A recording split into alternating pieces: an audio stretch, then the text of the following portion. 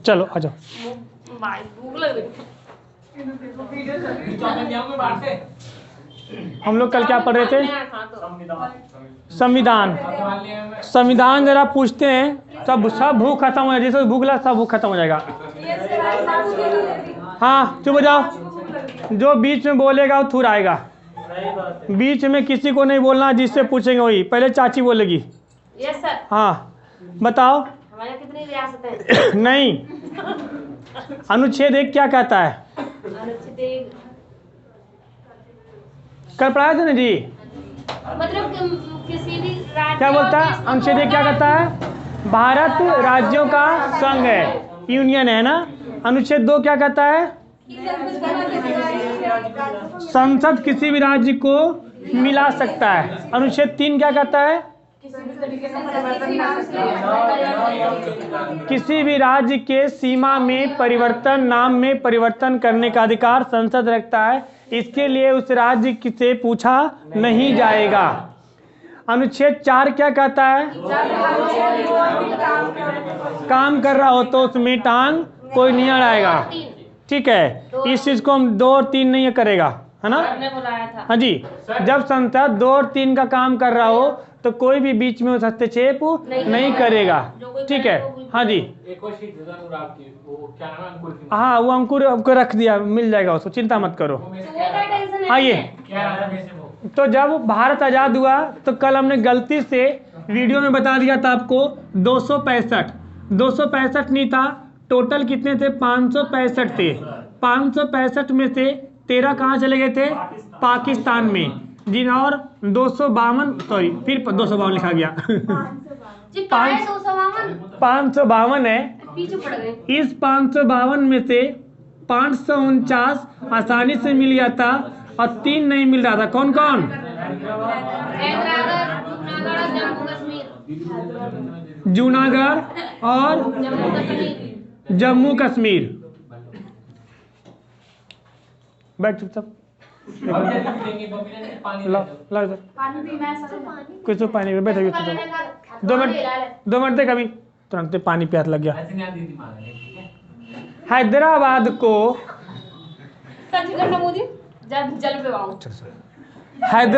को हैदराबाद को किस ऑपरेशन के तहत भारत में मिलाया गया था?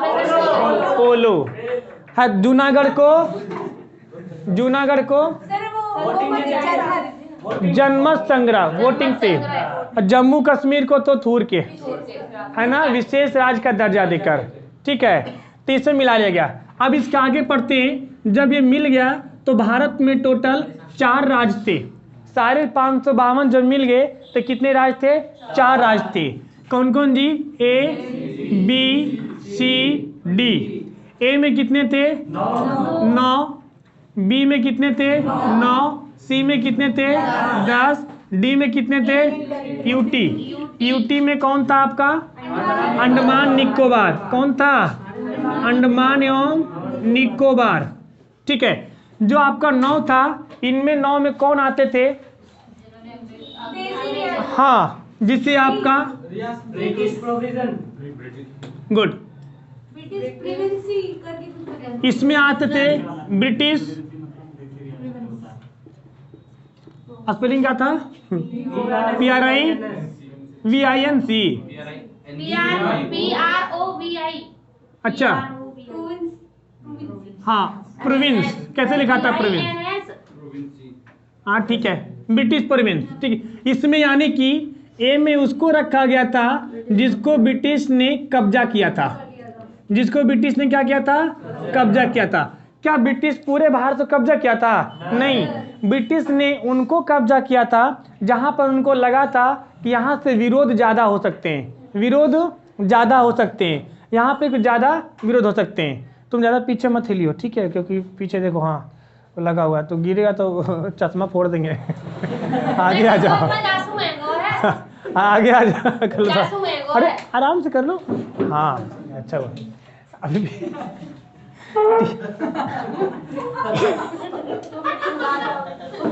चुप जाओ। ये लड़के पीछे वाला जो बदमाश हो गए, क्लास के बाद छोड़ना इनको। जो कोई हाँ पीछे मैं भी हूं तो मुझे हटा लड़के आइए, क्या क्या ब्रिटिश ने सारे पूरे राज्य में देश में कब्जा किया था? नहीं, कब्जा वहां किया था जहां पे उनको विरोध होने का ज्यादा चांस था। तो कुछ कब्जा नहीं किया था, बाकी इसको क्या कहा गया था, जो नॉर्थ ईस्ट को। देखो उसने क्या किया, बहुत जगह राजा रखा।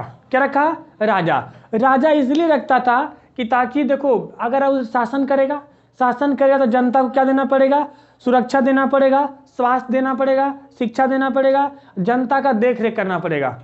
अंग्रेजों का कोई ऐसा मकसद नहीं था। अंग्रेजों का एक ही मकसद था कि कमाना मकसद था। तो उसने बहुत जगह क्या रखा था? राजा रखा था। और राजा रखा था और कहा था तुम इसे क्या करना?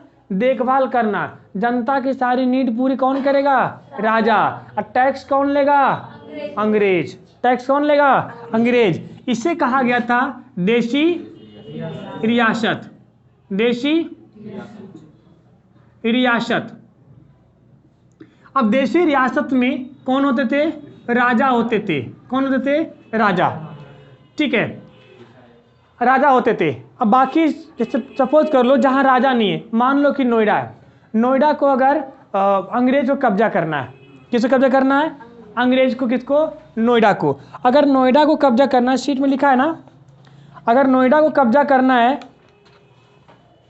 इसमें देखो सब लिखा हुआ है ना। हाँ, इसको प्रिंसली स्टेट कैसे बोलते हैं? इसको बोला गया था, जो 9 थे ना, इनको कहा गया princely state. PRINCELY, princely state. ऐसे कहा गया ब्रिटिश प्रोविजंस। ठीक है, BRI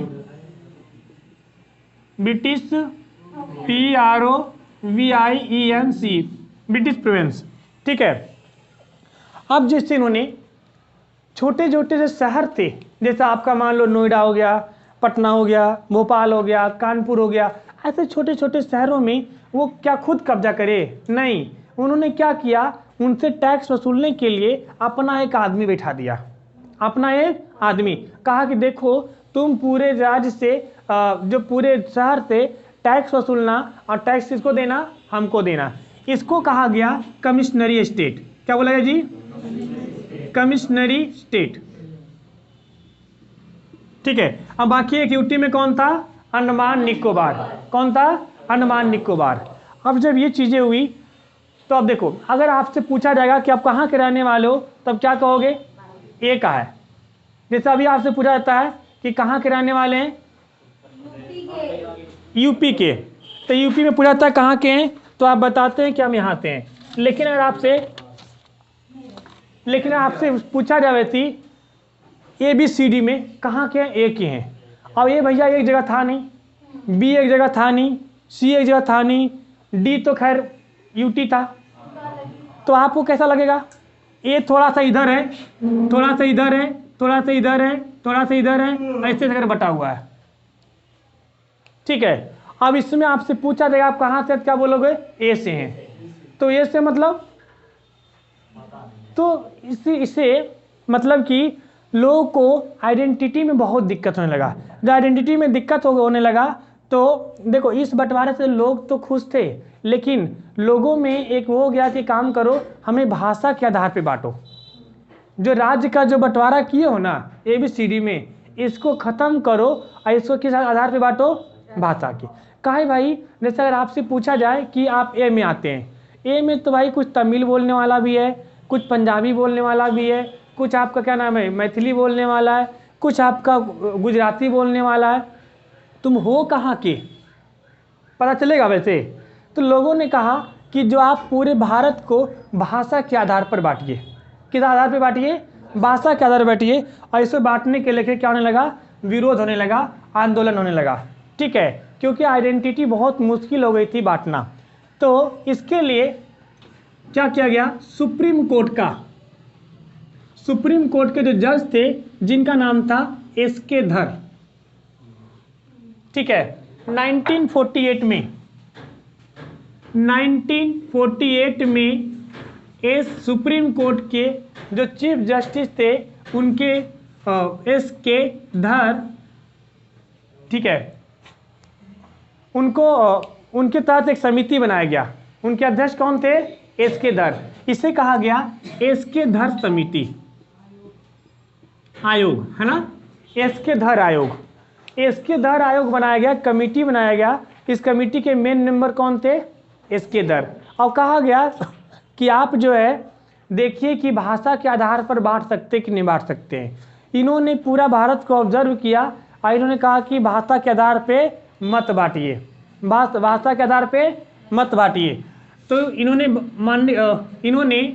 भाषा के आधार पर बांटने के लिए कहा? नहीं कहा। आपसे सवाल पूछा जाएगा, खासकर जो एसएससी सीजीएल वाले, सीपीओ वाले, एसआई वाले, ध्यान सुनिएगा। सवाल पूछा जाएगा आपसे कि भारत की वो कौन सी आयोग या कौन सी समिति थी सर्वप्रथम जिन्होंने भाषा के आधार पर बंटवारे का विरोध किया था? एस.के. धर आयोग। कौन था? एस.के. धर आयोग। इसके बाद लोगों की विरोध बढ़ने ही लगी। उन्होंने भैया ऐसे कैसे होगा, हमें बंटवारा करो। तब एक दूसरी समिति बनी। 1948 में ही एक दूसरी समिति बनी। ध्यान सुनिएगा, ये बहुत इंपॉर्टेंट है। ये दूसरा वाला दूसरी समिति बनी जिनका नाम था, 3 लोग का, जवाहरलाल नेहरू, वल्लभ भाई पटेल और पटाभी सीतारमैया। इसको बोलते हैं JVP समिति। ठीक है, जे से क्या हो गया आपका? जवाहरलाल। वी से वल्लभ भाई पटेल। हाँ, वल्लभ भाई पटेल। अपी से पटाभी सीतारमैया। आगे जाके आप पढ़ेंगे कि पटाभी सीतारमैया को संविधान का इतिहासकार कहा गया है, वो आगे आके पढ़ेंगे। ठीक है, यानी कि इन 3 लोगों को बना। कौन कौन? जवाहरलाल नेहरू और वल्लभ भाई पटेल और पटाभी सीतारमैया। इन्होंने ऑब्जर्व किया और इन्होंने क्या रिपोर्ट दिया कि भाषा के आधार पर बांटना उचित नहीं है। भाषा के आधार पर बांटना उचित नहीं है। जब इन्होंने भी मना कर दिया कि भाषा के आधार पर नहीं बांट सकते हैं, तो लोगों में और वो हो गई कि यार तो दो मना कर दिया। तो भाषा के आधार पर बांटने के लिए किन 2 समिति ने मना किया था? हाँ, एस.के. धर आयोग और JVP। सवाल आपको ऐसे और पूछा जाएगा एक पलट के, इनमें से कौन सा आदमी इस JVP समिति का सदस्य नहीं था? तो इसे ध्यान देना, ये 3 गो था, उसके अलावा नहीं था। नाम आपको मिलेगा, जैसे आपका राजेंद्र प्रसाद थे, नहीं थे। वल्लभ भाई पटेल थे, जवाहरलाल नेहरू थे, ठीक है। भीमराव अम्बेडकर थे, नहीं थे। तो ऐसे पूछा जाएगा आपसे, तो इस बात का ध्यान रखिएगा अच्छे से। JVP समिति। अब जब ऐसा हुआ तो लोगों में इतना विरोध होने लगा कि लोग जहां तहां आंदोलन करने लगे। इसी आंदोलन में एक वो था, एक तेलुगु का नाम क्या उसका? हाँ, एक तेलुगु का एक आदमी था जिसका नाम था पेट्टू श्रीरामुलु। 1952 की कहानी है। 1952 ईस्वी में ये किस पे बैठ गया जी? भूख हड़ताल पे बैठ गया। किस पे बैठ गया? भूख हड़ताल पे बैठ गया। भूख हड़ताल समझते हैं क्या होता है? भूख हड़ताल में खाना नहीं खाना होता है, बट पानी पी सकते हैं, जूस ले सकते हैं, ठीक है, हाँ लिक्विड ले सकते हैं आप, लेकिन खाना आप नहीं खा सकते हैं। बहुत बार तो जैसे अन्ना हजारे ने रखा था तो उन्होंने खाना भी नहीं लिया, पानी भी नहीं लिया था, तो 11-12 दिन में हालत पस्त हो गई, ठीक है। इन्होंने क्या रखा? भूख हड़ताल रखा, और उसके बाद क्या हुआ, इन्होंने इनको सत्रह छोड़ दिया, सबने कर ले रख भूख हड़ताल, तू गांधी है हाँ तो गांधी जी है कि तुम्हारा बात मानेंगे? बोला नहीं माने तो हम ऐसे ही भूख हड़ताल बैठल रहेंगे। वो बैठल रहा, इसको 56 दिन छोड़ दिया। कितना दिन छोड़ा? 56 दिन। 56 दिन छोड़ दिया, उसका देख क्या हो गया? लंबा हो गया। 56 दिन बाद ये निपट गया। एक बात बताओ, जैसे हमारे लिए अन्ना हजारे जी भूख हड़ताल पे बैठे थे, अगर वो मर जाते तो क्या होता? इसीलिए तो सब डॉक्टर उठा के लेके गया था उनको। चाहे जैसे मान लो अभी गरीबों के लिए सोनू सूद काम करते हैं, अब सोनू सूद भूख हड़ताल पे बैठ जाए और मर जाएंगे तो क्या होगा? पूरा यूपी बिहार लौट के चल जाएगा, महाराष्ट्र उठा लेगा। ठीक है, तो जो अब इस दिन की क्या हो गई? मृत्यु हो गई। अब इसकी मृत्यु होते ही पूरे तेलंगाना में, तेलुगु में, एकदम आंध्र प्रदेश में क्या हो गया? विरोध होने लगा, एकदम जुलूस निकलने लगा। नेहरू जी का क्या नाम है? पुतला फूका गया। एकदम हमें चाहिए, क्या चाहिए हमें? हम मतलब अलग करो, आज़ादी नहीं, हमें अलग राज्य चाहिए। हमें क्या चाहिए? अब नेहरू जी परेशान हो गए। बोलो, कोई बोले क्या? नेहरू जी क्या हो गए? परेशान हो गए। इस परेशान हो गए, तुम्हारे मन में कोई सवाल है? बहुत सारे इसके हो गए, क्या हो गए? परेशान हो गए। अब आनन फानन में, क्योंकि भाई कोई आदमी मर जाएगा, और वो भी वो आदमी जो कि किसी जन प्रतिनिधित्व कर रहा था। क्या कर रहा था? जन प्रतिनिधित्व। वो मतलब अपने तेलुगु के लिए क्या कर रहा था? लड़ रहा था। अब वो मर गया तो एकदम आंदोलन होने लगा। तो आनन फानन में आकर के 1 अक्टूबर 1953 को 1 अक्टूबर 1953 को जवाहरलाल नेहरू को ने क्या नाम है? तेलंगाना को, आंध्र प्रदेश को, यानी भाषा के आधार पर, किसके आधार पर जी? भाषा के आधार पर किसको बना दिया? आंध्र प्रदेश को। आंध्र प्रदेश, एपी, है ना? तो आपसे सवाल पूछा जाएगा कि भाषा के आधार पर अलग होने वाला पहला राज्य कौन था? आंध्र प्रदेश। अब पहला राज्य था आंध्र प्रदेश, जब वो अलग हो गया, गठन किया गया। ठीक है, अब ये गठन तो हो गया। अब नेहरू जी ने क्या सोचा था कि हमने क्या करेंगे, चलो एक राज्य मांग रहा है, एक राज्य कर देंगे तो सब शांत हो जाएंगे। घर में देखते हैं 5-6 बच्चे होते हैं, एक बच्चा कोई डिमांड करता है तो कहता चलो इसको दे, चुप हो जाएगा। लेकिन एक बच्चा को दे दो तो बाकी सब चिचियाने लगेगा, हमको भी और नहीं तो वो अलग तहलका मचाने लगेगा। हाँ। अब इन्होंने क्या किया? आंध्र प्रदेश से अलग कर दिया कि चलो भाई, हाँ, जवाहरलाल नेहरू ने क्या किया? बांट दिया। अब एक को तो बांट दिया, अब इसको बांटते ही गुजराती कहने लगा हम अलग है क्या? ठीक है, कर्नाटक कहने लगा कि हम कौन सा देश भाई बताओ, हम कौन सा अलग है? इधर यूपी वाला कह रहा है कि हम की अलगे से आए थे, खरीद कर आया था हमको। पंजाबी बोला किधर सरदार जी, हम इधर। अब पगला गया, पूरा देश में तहलका मच गया। अब तहलका इतना तेज मच गया कि नेहरू जी पगला गए। बोले ससुरा इतना तो अंग्रेज के टाइम में नहीं हुआ था जितना हमारा टाइम में हो रहा है। तब ने कहा कि इससे बढ़िया अंग्रेज था, कम से कम बेवड़ा से तो परेशान नहीं किया था।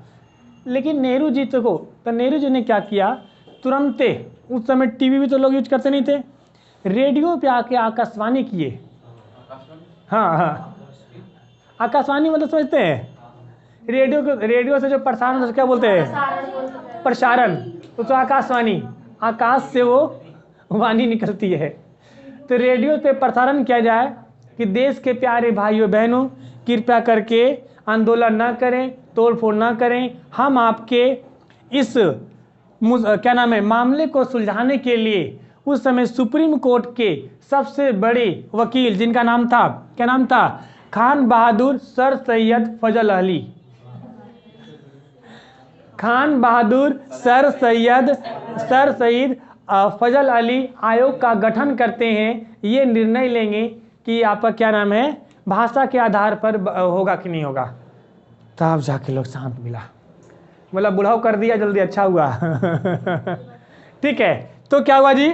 इसके बाद इन्होंने क्या संबोधन किया कि भाइयों बहनों चिंता ना करें, हम सुप्रीम कोर्ट के सबसे बढ़िया वकील, सबसे बढ़िया जज, तेज तरार जज, जिनका नाम क्या था? खान बहादुर,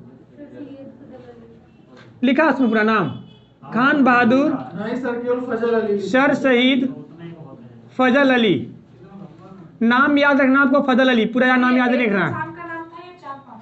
देखना क्या नाम है, ऋतिक, ऋतिक ये दिख रहा है, विजुअल हो रहा है उसमें, उसमें उसमें उसमें वो तो शहीद थे ना। उसमें विजुअल हो रहा है ये वाला। सर सैयद है। हाँ, सर शहीद खान बहादुर सर शहीद फजल अली, सैयद सर शहीद, सईद तो मज्जत का बात कहते हैं। अरे नाम है भाई खान बहादुर सर शहीद फजल अली आयोग, फजल अली आयोग।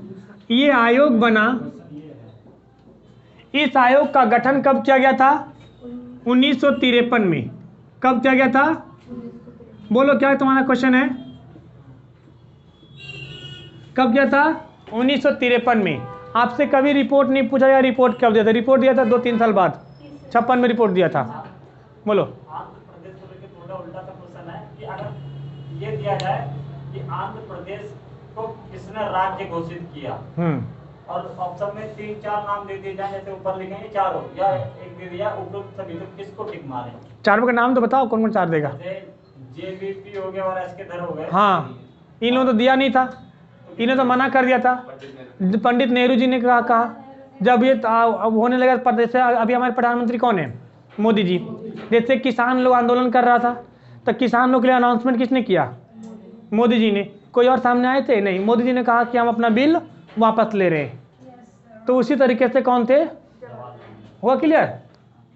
तो सुप्रीम कोर्ट के सबसे बढ़िया जज खान बहादुर सर शहीद फजल अली। आपको खाली सिर्फ यहाँ क्या याद रखना है? फजल अली। आयोग का गठन किया कब हुआ? 1953 में। 1953 में किससे गठन हुआ? फजल अली आयोग की गठन हुआ। इन्होंने रिपोर्ट, ऊपर का मिटा दूं? कुछ नोट कर रही है क्या? कर लो। करे तो मिटा रहा हूँ, ठीक है। इन्होंने रिपोर्ट दिया 3 साल बाद। देखो रिपोर्ट कब दिया आपसे जल्दी पूछा नहीं जाएगा, ठीक है। खाली ये ध्यान रखना है कि इसको बनाया कब गया था।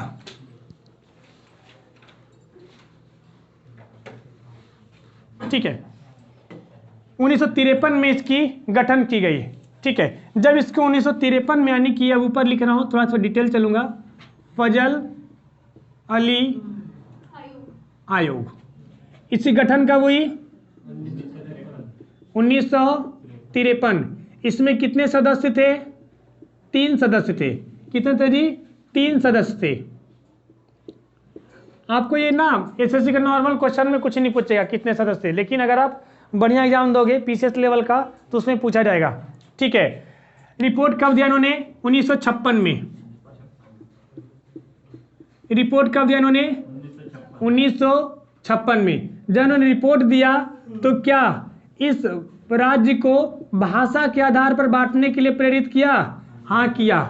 उसने कहा कि भाषा के आधार पर बांट सकते हैं। तो इन्होंने भाषा के आधार पर बांटने के लिए पूरे भारत में 14 राज्य बनाया। कितना बनाया जी? 14 राज्य बनाया और 6 यूटी बनाया। 6 यूटी। यूटी बोले तो यूनियन टेरिटरी। यूनियन टेरिटरी, हाँ जी, 14 राज्य और 6 यूनियन टेरिटरी, ठीक है। अब 14 राज्य बनाया तो उनमें से क्या नाम है? लेकिन जब उसने ये रिपोर्ट पेश किया, उन्होंने जब ये रिपोर्ट पेश किया, किसने? फजल अली आयोग ने, तो उन्होंने सख्त आदेश दिया कि 14 राज्य तो बांट रहे हैं, लेकिन अगर किसी भी व्यक्ति को उस राज्य का भाषा नहीं आता है तो उसको वहाँ पे सताया नहीं जाएगा। मान लो कि क्या हमें मराठी नहीं आता है तो महाराष्ट्र में ऐसा नहीं है कि हम नहीं रह सकते हैं। मान लो हमें तेलुगु नहीं आता है तो ऐसा नहीं है कि हम आंध्र प्रदेश में नहीं रह सकते हैं। मान लो अगर हमें बंगाली नहीं आता है तो ज़रूरी नहीं है कि हम बांग्ला में नहीं रह सकते हैं। अगर ऐसा करेगा तो उस पर कार्रवाई की जाएगी। किसने कहा? फजल अली आयोग। अब फजल अली आयोग ने तो रिपोर्ट दे दिया।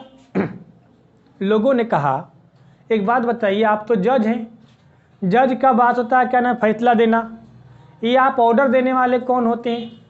आप भारत के लिए ऑर्डर देने वाले कौन होते हैं? हम आपकी बात को नहीं मानेंगे, हम आपकी बात को नहीं मानेंगे।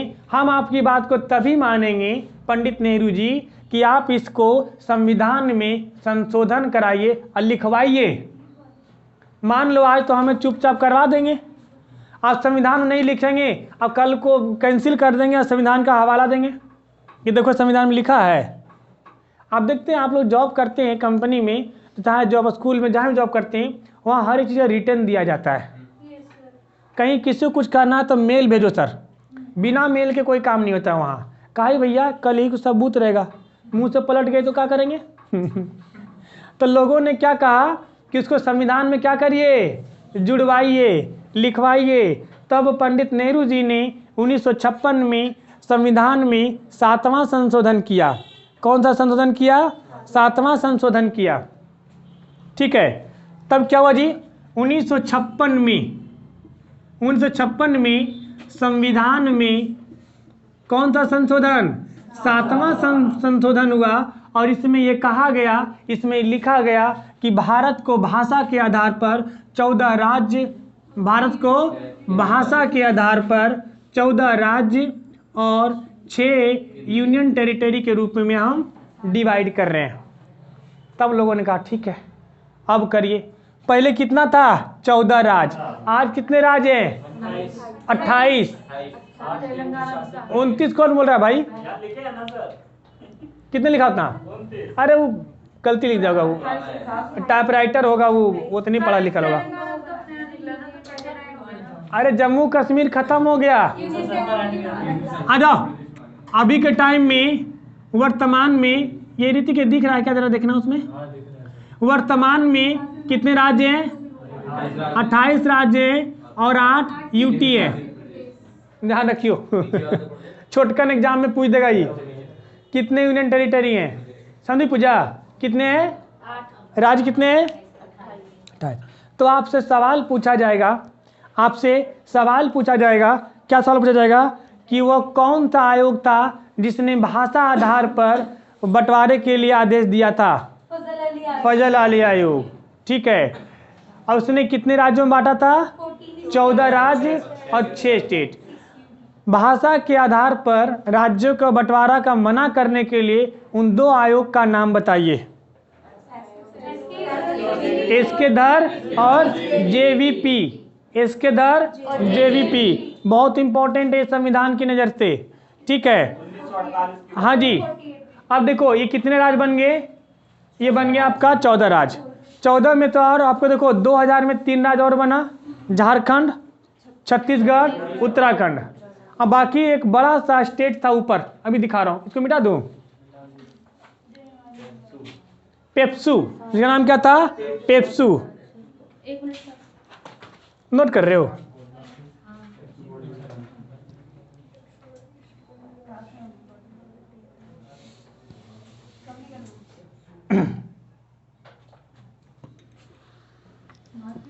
नोट्स में लिखा हुआ, लिखने की जरूरत नहीं है। इस नोट्स को हम YouTube चैनल पे भी डाल दूंगा, वहां से भी देख लेना, जिनको प्रिंट कराना करा लेंगे।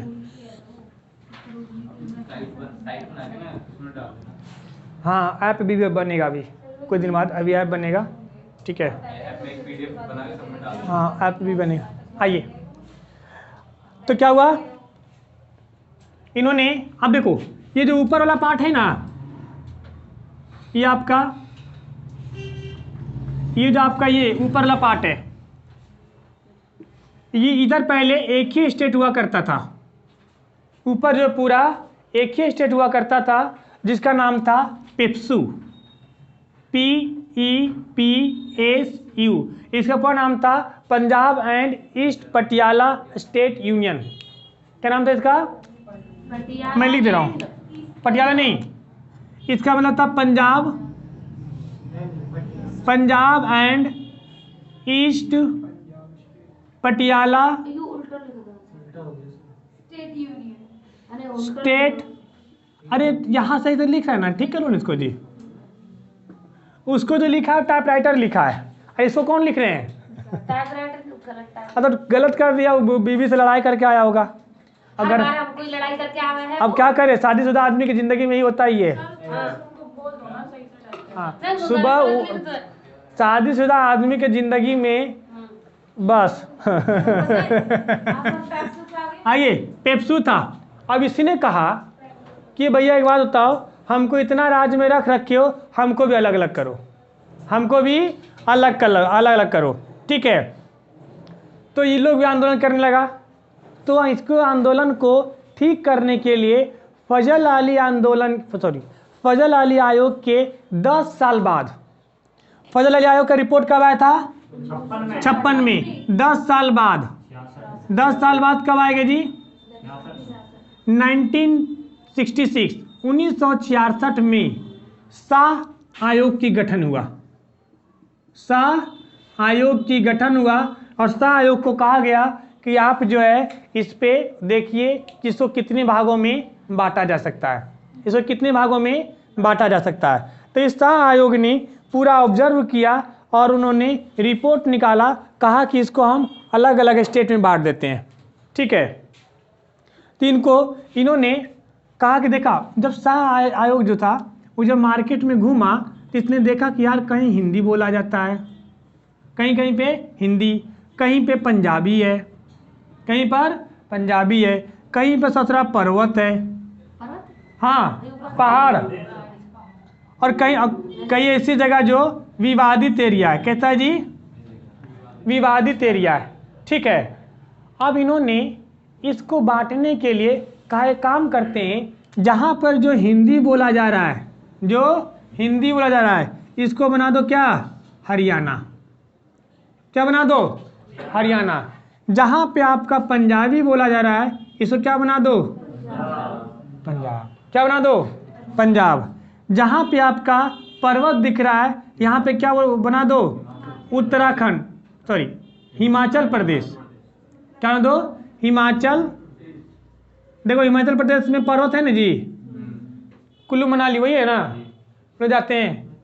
गई थी कुल्लू मनाली? नहीं। जो विवादित था उसको क्या बना दिया? चंडीगढ़। चंडीगढ़ विवादित मतलब चंडीगढ़। हरियाणा की राजधानी, पंजाब की राजधानी चंडीगढ़, तो विवादित। बाद में क्या बन गया? यूटी बन गया है। क्या बन गया? यूटी। तो कितना राज हो गया? 4 राज और बच गया। ऐसे कर कर के टूट गया और फिर भारत में अलग अलग राज्य बना और भी बहुत सारे राज्य जैसे जैसे नीड हुआ तो बनते गया। तो ये राज्य बनाना और राज्य के नामों में परिवर्तन करना ये किसका है? किसका काम है? संसद काम है। किसका काम है जी? संसद काम है। और इस तरह से जो भारत का क्या बना? भारत बना, ठीक है। तो फटाफट रिवीजन करें। तो अनुच्छेद 1 क्या कहता है?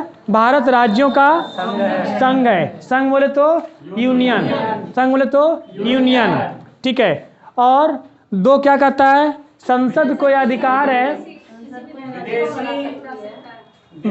बाकी लोग पान खा रहे हो क्या? उसको तो हम समझते हैं वो कुछ खा रहा होगा, तो बोल क्या नहीं रहा गधा? आँख ऐसे चित पड़ जाता है, ऐसे लगता है ना कि जैसे किसी ने दौड़ा दौड़ा के कूटा हो उसको। एक्टिव रहा, एक्टिव नहीं रहोगे ना तो जैसे चौराहे पे कोरिया बैल नहीं देखते थे, खड़ा रहता चुपचाप, तो ठेलोगे तो जैसे हटेगा, फिर ठेलोगे तो फिर हटेगा, और धक्का मारोगे गाड़ी से तब रास्ता जाने के देगा। वो तो पता क्या बोलते हैं उसको? कोरिया बैल। एकदम एक्टिव रहो एकदम। ये देख गधा। आ जाओ। अनुच्छेद 3 क्या कहता है? राज्यों का संसद भारत के राज्यों के सीमा में अथवा नामों में परिवर्तन कर सकता है। 4 क्या कहता है? अगर संसद 2-3 पर काम कर रहा हो तो कोई टांग नहीं अड़ाएगा, जो अड़ाएगा उसको थूरा जाएगा। ठीक है।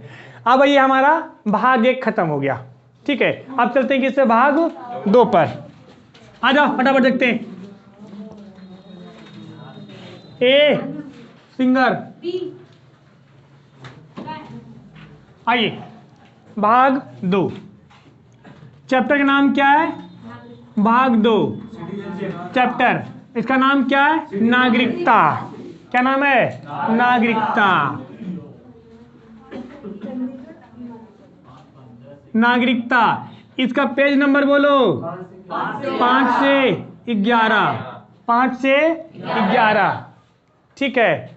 5 से 11 लो, वो नोट्स ले लो।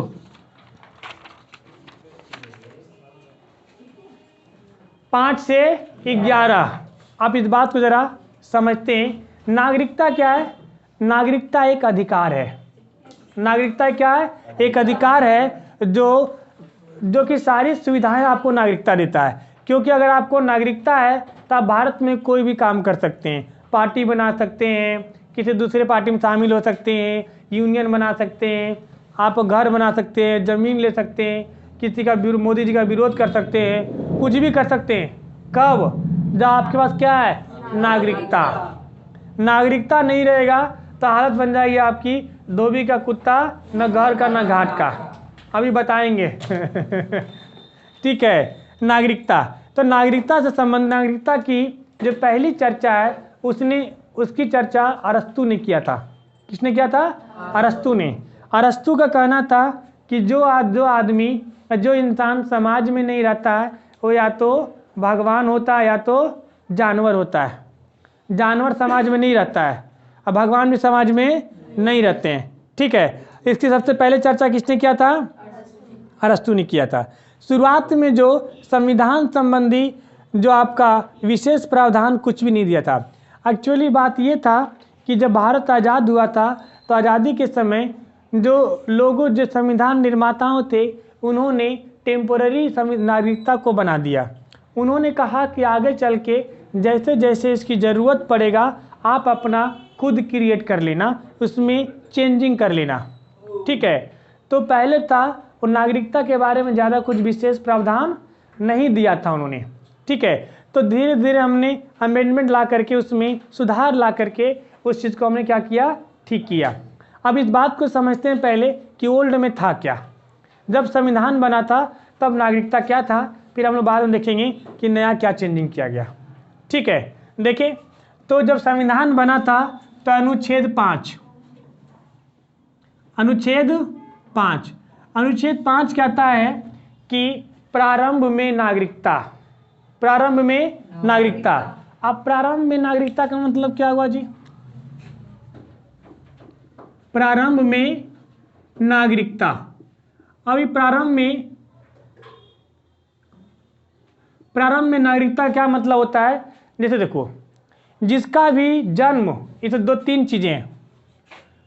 जिसका भी जन्म भारत में हुआ हो, जिसका भी जन्म भारत में हुआ हो, ठीक है, या तो उसका क्या हो? जन्म भारत में हुआ। मान के चलो कि सपोज कर लो किसी का जब आज़ादी की लड़ाई, आज़ादी हुआ था भारत को पाकिस्तान से, तब किसी का आधार कार्ड था? वोटर आईडी कार्ड था? कोई आइडेंटिटी नहीं था। तो उसके आधार पे कहा गया कि जिसका जन्म कहाँ हो? भारत में, वो क्या होगा? भारत का नागरिक होगा, पहला। दूसरा चीज कहा गया कि जिनके माता या पिता में से, कोई भी भारत, हाँ, माता या पिता में से कोई भी कहाँ हो? भारत का हो, वो क्या कहलाएगा? भारत का नागरिक। जैसे हम भारत के नागरिक हैं, आप भारत के नागरिक हैं, तो क्यों है जी? आपको मुफ्त में मिला है, कहीं से खरीद के नहीं लाए। कैसे जी? आपके पिताजी यहीं के रहने वाले थे। आपके पिताजी को कैसे मिला? दादाजी यहीं के थे, दादाजी के दादाजी भी यहीं थे, तो सब यहीं थे। तो इसको क्या बोलते हैं? जिसका जन्म भारत में हुआ हो, या उससे क्या कहेगा? भारत का नागरिक। या तो माता पिता में से कोई भी एक भारतीय हो, कोई भी एक भारतीय हो, उसे क्या बोलेंगे? भारत का नागरिक है, भारत का नागरिक है। जैसे मान लो आप हैं, आप अमेरिका गए, आप जहाँ जॉब करने, और वहाँ आपका मतलब हस्बैंड वाइफ दोनों गए, वहाँ आपका बेटा हुआ, बच्चा हुआ, तो बच्चा भारत का नागरिक कहलाएगा नहीं कहलाएगा? कहलाएगा, क्योंकि माता पिता में से कोई भी क्या होना चाहिए? नागरिक होनी चाहिए। ठीक है। तीसरा कहता है कि संविधान लागू होने के 6 माह पहले, बोलो, संविधान लागू होने के 6 माह पहले अगर भारत आ गया हो, ठीक है। जैसे देखो, भारत की आज़ादी कब हुई थी? 15 अगस्त 1947 को। तो संविधान तो उसी दिन से लागू हुआ नहीं था, संविधान बनने में समय लगा। संविधान लागू कब हुआ?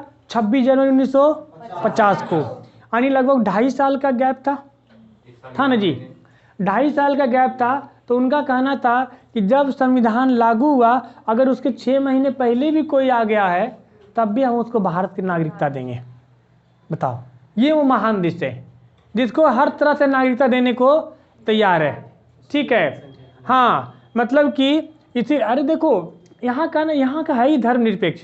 पूरे विश्व में इकलौता ऐसा देश है भारत जहाँ पे कोई भेदभाव नहीं होता है। अगर आपसी लड़ाई को छोड़ दें तो कोई किसी से भेदभाव नहीं होता है। आप भी मुसलमान के घर कोई निमंत्रण आता है तो वो जाते हैं, वो भी आपके घर आते हैं, कोई भेदभाव है नहीं है। इसीलिए भारत को बनाया गया क्या, धर्मनिरपेक्ष राज्य। ठीक है, तो अनुच्छेद 5 क्या कहता है, प्रारंभ में नागरिकता। प्रारंभ में नागरिकता किस बेसिस पे दिया जाएगा जी, या तो जन्म के बेसिस पे दिया जाएगा, या माता पिता में से कोई एक भारत के होनी चाहिए। ठीक है, या तो संविधान लागू होने के 6 महीने पहले भारत आया हो तो उसे भारत का क्या बोलेंगे, नागरिक बोलेंगे। 5 में कोई दिक्कत नहीं। अनुच्छेद 6, अनुच्छेद 6, ये 6 कहता है कि परमिट रूल। अब देखो परमिट रूल तो चाहते हैं क्या होता है, परमिट रूल। अब देखो जब 1947 में बंटवारा हुआ था 15 अगस्त को, तो एकदम से तो हुआ नहीं था, इसकी प्लानिंग 6 महीने पहले से चल रहा था। तो 6 महीने से पहले से चल रहा था तो लोगों को लग गया था, क्या लग गया था कि अब भारत पाकिस्तान क्या होगा, अलग होगा। तो लोग शिफ्टिंग करना शुरू कर दिए थे, शिफ्टिंग करना शुरू कर दिए थे। तो भारत आज़ादी हुई 15 अगस्त 1947। अगर 6 महीना पहले करेंगे तो क्या होगा आपका, 6 महीने पहले 1 मार्च 1947, ये होगा ना जी।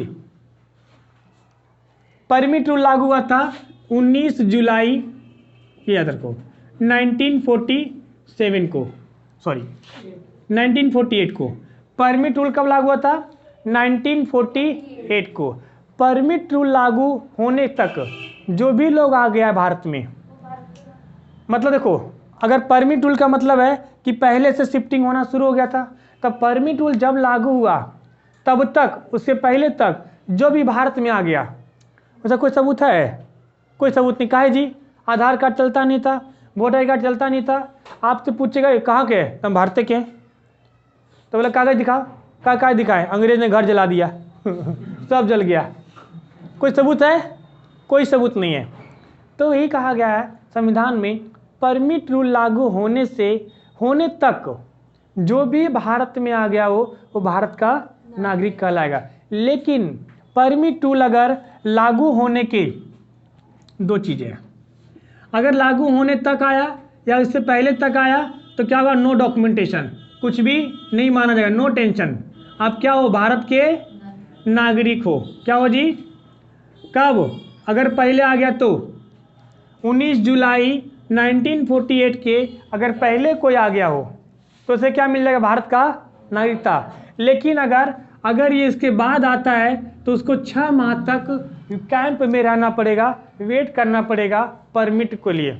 ठीक है, यानी कि इसको 6 माह, अगर इसके बाद आएगा तो 6 माह तक कहाँ रहना पड़ेगा, आर्मी कैंप में, कैंप में रहना पड़ेगा।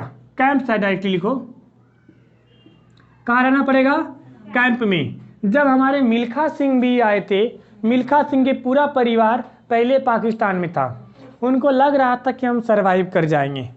आज़ादी जब हो गई थी 1947 में तो पाकिस्तान में थे, उनको लगा था कि ये सब भी तो इंसान ही है ना, लेकिन जो 2 पैर पे चलता वो ज़रूरी नहीं कि इंसान हो, वो हैवान भी कुछ लोग होते हैं।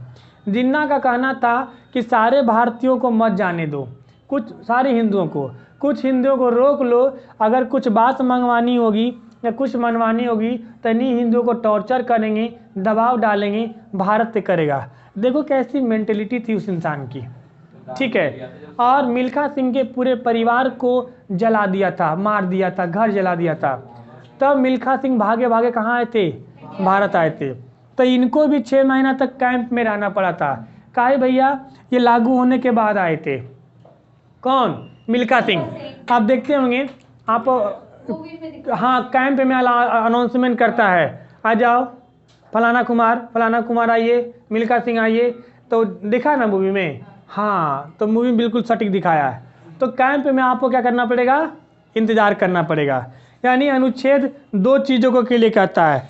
किसलिए कहता है जी? परमिट रूल अगर लागू होने तक, परमिट रूल अगर लागू होने तक अगर कोई भारत आ गया है, अगर कोई भारत आ गया है, ठीक है, तो भी हम उसे नागरिकता देंगे, दे देंगे। ठीक है। 6। 7 क्या कहता है जी? आइए 7 के बारे में देखते हैं थोड़ा। मिटा दो इसको, मिटा दो ना, लिख रहे हो क्या? 7 कहता है, आज खाना नहीं खाया ना, बहुत तेज शरीर में जान नहीं है। चल रही है, मुझे पूछो कितनी जोर भूख लग रही है। हाँ अभी छुट्टी करेंगे, जाके लाना पार्टी करेंगे। चौधरी बैठा। हाँ ये लड़की, अरे इनके हस्बैंड खूब पैसा कमाते हैं, पैसा नहीं, मैं रोज गांव को ऐसे मुझाने हैं। और रोज इतना पैसा लेके आते हैं इनके हस्बैंड। आ जाओ तो अभी तुमको लग नहीं देगी, तुमको सब छुट्टी कर देंगे, सारे बच्चे निकल जाएंगे। जैसे कल खा लिया ना, ऐसे ही ना। हाँ टेंशन मत ले। आ जाओ। अनुच्छेद 7 कहता है, हाँ देखो, अनुच्छेद 7 कहता है, इधर आ जाओ। 7 में क्या हुआ? 7 वो बता रहे हैं, बकैती ना करो इधर। अनुच्छेद 7 कहता है देखो कि जो लोग आज़ादी के समय भारत चले गए थे, पाकिस्तान चले गए थे, और फिर उनको लगा पाकिस्तान में मन नहीं लगा हमें, वहाँ इंसान नहीं है, जानवर है। और फिर वो वापस आएंगे, तो भी हम उन्हें नागरिकता देंगे। बताओ। ऐसे हो? और वो, हाँ ये एक भारत की सोच है, समझ रहे? क्या कह रहा था कि 1 मार्च, देखो भारत आज़ादी के 6 माह पहले, कितने माह पहले जी? 6 माह पहले। कब आज़ादी के? भारत आज़ादी कब हुआ था? 47 में। तो 47 से पहले 15 अगस्त 1947 से 6 माह पहले कब होगा जी? 1 मार्च लगभग हो ना, 1 मार्च 1947। ठीक है, 1 मार्च 1947 से लोग क्या होने लगे थे? शिफ्ट होना, मतलब होने लगे थे। तो 1 माह 1947 से पहले जो चला गया वो चला गया, जो आ गया वो आ गया। लेकिन 1 मार्च 1947 के बाद जो भी जाता था उसका नाम लिखाता था, पता था जी, नाम लिखाता था। तो 1 मार्च 1947 के बाद भारतीय कहाँ चले गए?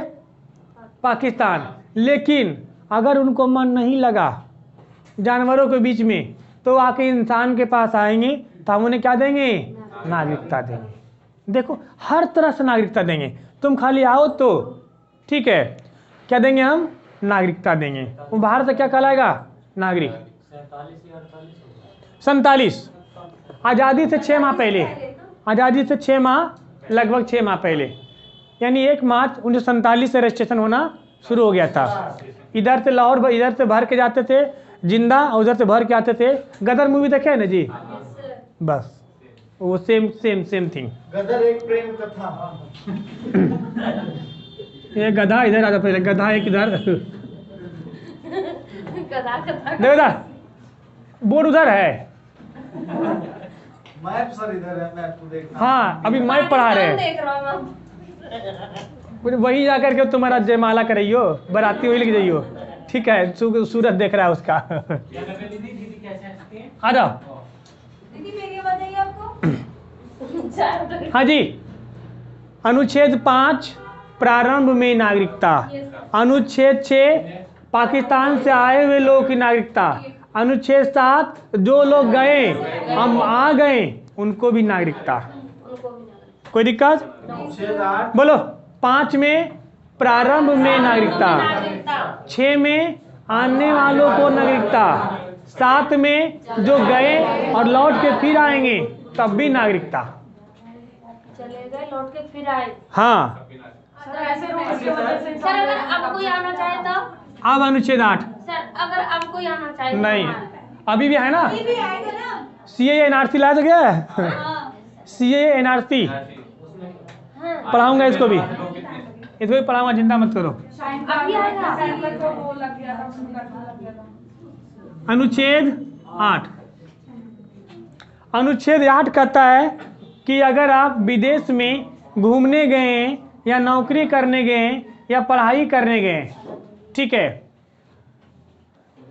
अगर आप विदेश में क्या करने गए, घूमने गए, ठीक है, अगर कोई व्यक्ति विदेश गया है, क्या गया जी, विदेश गया है, विदेश किस लिए गया है जी, या तो पर्यटन के लिए गया हो, या शिक्षा प्राप्त करने गया हो, या नौकरी करने गया हो,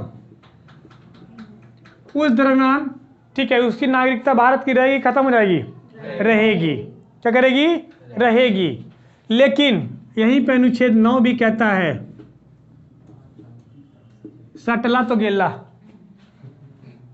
करंट देखे हैं, बिजली की तार यहाँ से बह रही है, दूर से देखो भैया, सटला तो गया। देखो ट्रैक्टर के पीछे लिखा रहता है, लटकला बेटा तो गेला। क्या? हिंदी में बोलो। हिंदी में, हाँ, इसकी भाषा में, हाँ, ये समझ जाएगी लड़की। ट्रैक्टर के पीछे लिखा होता है कि इसमें अगर लटक गए तो आप चिपट जाओगे, नहीं लटक, ये तो पटक गए। लटकोगे तो पटकोगे। निपटोगे। नहीं पट, ऐसे मत। छोड़ो। सावधानी हटी तो पूरी तुम नजर अंदर मुका ले। हे, और देखो अगर प्यार से और से निकालते नजर लगाओगे तो जूते खाओगे। इधर आओ। देखो शायद। अनुच्छेद 9 कहता है, हाँ, सर देखो मगर प्यार से बहुत लिखा रहता है। अनुच्छेद 9 कहता है कि अगर कोई व्यक्ति जब मैं दोबारा बताओ। इसको कोई व्यक्ति विदेश गया हो यस सर। घूमने के लिए, यस शिक्षा प्राप्त करने के लिए, नौकरी। हाँ रजिया सुल्तान, इधर देखो, इधर, अगर कोई व्यक्ति विदेश गए हो घूमने के लिए या शिक्षा प्राप्त करने के लिए या तो नौकरी करने के लिए, तो उसकी नागरिकता बनी रहेगी।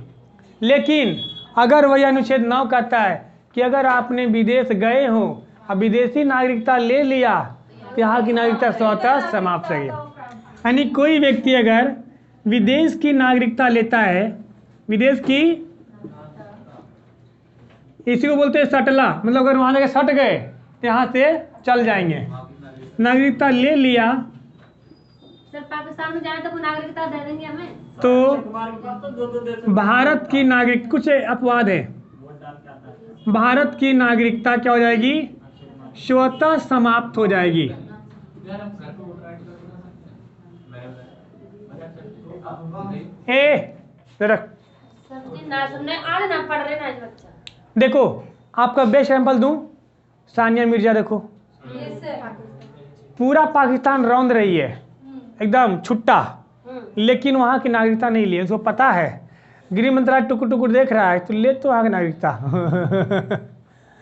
ठीक है, इंडिया की तरफ से ही है ना। पति के नाम पे पाकिस्तान घूम रही है, अपने नाम पे हिंदुस्तान घूम रही है, लेकिन नागरिकता वहाँ, उनको पता है कि अगर वहाँ का नागरिकता लिया तो भारत से छुट्टी मिल जाएगी हमें।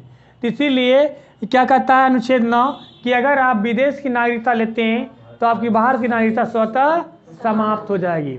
अनुच्छेद 10 कहता है, बहुत इंपॉर्टेंट है, सवाल इससे पूछा जाता है, ध्यान सुनना। अनुच्छेद जो 10 है वो आपका, और 10 है आपका, वो आपका क्या नाम है, आ जाओ जाओ जाओ बैठ जाओ, कहता है कि भारतीय, इसको घुस जाओ, यहाँ जाओ, समझ जाओ। अनुच्छेद 10 कहता है कि जब तक कोई व्यक्ति देश विरोधी काम नहीं करेगा तब तक उसकी नागरिकता नहीं छीनी जाएगी। यानी कि क्या हो, नागरिकता संरक्षण, नागरिकता संरक्षण। अनुच्छेद 10 को क्या कहा जाता है जी, नागरिकता, देखो आपके सीट में लिखा होगा, लिखा है, नहीं सर, नहीं लिखा है तो लिख लो, ये तो ध्यान देना रहे। अनुच्छेद 10 को कहते हैं नागरिकता की सुरक्षा, क्या बोलते हैं, यानी कि अगर कोई भी व्यक्ति देश विरोधी जब तक कार्य नहीं करेगा तब तक उसकी नागरिकता नहीं छीनी जाएगी। समझ रहे हैं? पता है नागरिकता छीनने पर क्या होगा? हम तो कहते हैं कि जो आदमी ना किडनैपिंग करता है, रेप करता है, एसिड अटैक करता है, कुछ मत करो उसको, नागरिकता छीन लो। नागरिकता छीन लेगा, आपकी पासपोर्ट जब्त, आधार कार्ड जब्त, पैन कार्ड जब्त, वोटर आई डी कार्ड जब्त, लाइसेंस जब्त, घर के कागज जब्त, जमीन कागज जब्त, सब जब्त, खाली अंगा पैंट पहन के घूमते रहो। खाली शर्ट पैंट पहन के घूमते रहो और उसको जो आएगा 4 थप्पड़ मारेगा। पुलिस में जाओगे, पुलिस कहाँ का है भाई, नहीं कहीं के नहीं। जो विदेशी होता है वो बोलता है हम अमेरिका के हैं, लेकिन आप कहाँ के हो, कहीं के नहीं, तो बक बेवड़ा कहेंगे निकल यहाँ से। जब कहीं के नहीं हो तो चौराहे पे बैठल रहेगा, कहाँ भैया हम कहीं के नहीं है, क्या किया, रेपिस्ट है, 4 थप्पड़ मार के निकलेगा उसको। ठीक है, ये करना चाहिए सरकार को। एक बार नागरिक जितने लोग उड़ते हैं ना, सबके नागरिकता के बल पे ही उड़ते हैं, और नागरिकता का बचाव भी यही करता है, वरना मोदी जी कहते जितना अपोजिशन में सब नागरिकता रहता। ठीक है, तो ये नागरिकता क्या देता है, सुरक्षा, कि जब तक देश विरोधी कार्य नहीं करेगा तब तक नागरिकता आप उसकी नहीं छीन सकते हैं। इतने बड़े-बड़े काम कर सकते हैं, वो डॉक्यूमेंट्स जाली नहीं बनवा सकते। जाली कितना दिन बनाओगे तुम, कहाँ तो बना के रहोगे जाली। फिर जाली बना रहा होगा, वो बंद हो, जीव बंद, सब जाली बना के अब नमक तेल खरीद सकते हो, जमीन नहीं खरीद सकते हो। ठीक है, आइए अनुच्छेद 11, हाँ लास्ट देख लो जल्दी से, टाइम हो रहा है इन लोग का। अनुच्छेद 11, अनुच्छेद 11 कहता है संसद को अधिकार है किसी की भी नागरिकता दे सकता है और किसी की भी नागरिकता छीन सकता है। किसको अधिकार है, यानी कि संसद को नागरिकता संबंधी कानून बना सकता है। क्या बना सकता है जी, कानून बना सकता है। यानी यह अधिकार किसको है, संसद को। क्या अधिकार है, किसी को नागरिकता दे सकता है, किसी को भी ले सकता है। सर ओवैसी की नागरिकता क्यों नहीं छीनी जा रही है? क्यों छीना है भाई, क्यों छीनी जाएगी, क्यों नहीं छीनी जा रही है? क्यों छीनी जाएगी तो बताओ। आपको पता है उनको Z+ की सुरक्षा मिली है। सर वैसे भी ऐसे तो वो कुछ वैसा भाषण आपको देता पता है, है, बैठ जाता है। आपको पता है जब वो भाषण देता है ना तो गलत नहीं बोलता है बंदा। वो एक बार कहीं पाकिस्तान गया था, उससे पाकिस्तानियों ने उसे कह दिया कि आपको क्या नाम है, पहले इस वीडियो को बंद कर देते हैं, क्लास ओवर हो गया आपका, कल क्लास आगे करेंगे। ठीक है।